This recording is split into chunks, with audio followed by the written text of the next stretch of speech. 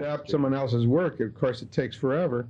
I did Moby Dick almost 30 years ago, and it took the better part of a year to get the book into my bloodstream. And that's the first thing you do. You can't just swim over a thing and adapt it. You've got to become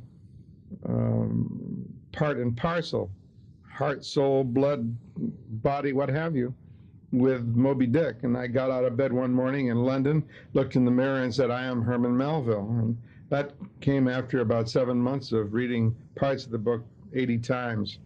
And he really was in my bloodstream, and he really instructed me. And that's what adaptation is about. But when you adapt your own things, of course, you have the benefit of having lived with them for a lifetime. And it's much easier. And again, you don't go and reread your own thing. You just try to go and do the essence. And then when you finish with it, then you can go back and see if you've left out something.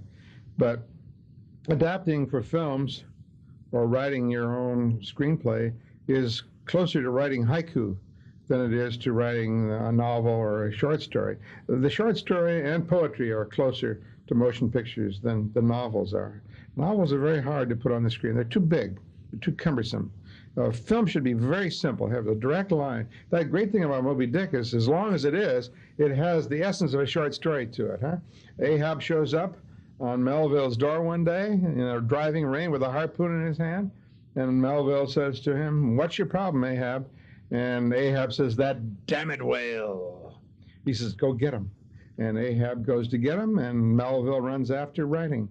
And it has that direct line, and Ahab writes the whole novel for you if you just follow him in his madness. But that is the essence of a short story, And most great novels have that simplicity of the short story to begin with, and then get complicated as you meet more characters. But writing for the screen, it's got to be even simpler. You only have 90 minutes, at the most 120 minutes, average film, to tell your story. And a knowledge of poetry is very helpful, because then you can get the essence of a thing. You can pin things down. You can do things economically. You can put in one shot what it takes 7 pages to do in a novel quite often. So I have all these images put away, and that's a great glossary. That's a great dictionary to go to for the subconscious when you are faced with a problem where the characters are talking endlessly for 10 pages, and you say, hey, what is the image that does this in 60 words? And then is when your knowledge of poetry will help you to shoot haiku in a barrel, as I put it. I saw myself quoted somewhere recently. I'm so proud of that quote. Shooting haiku in a barrel, And then when you learn to do that, concentrate, focus. And the great film directors like David Lean show you how to do that, and without words. And sure, if you're doing a parlor comedy, it's all words and can be wondrously clever.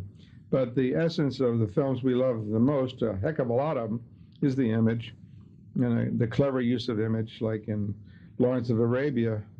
Some of our best scenes in there are scenes which have no language at all. It's all music and image.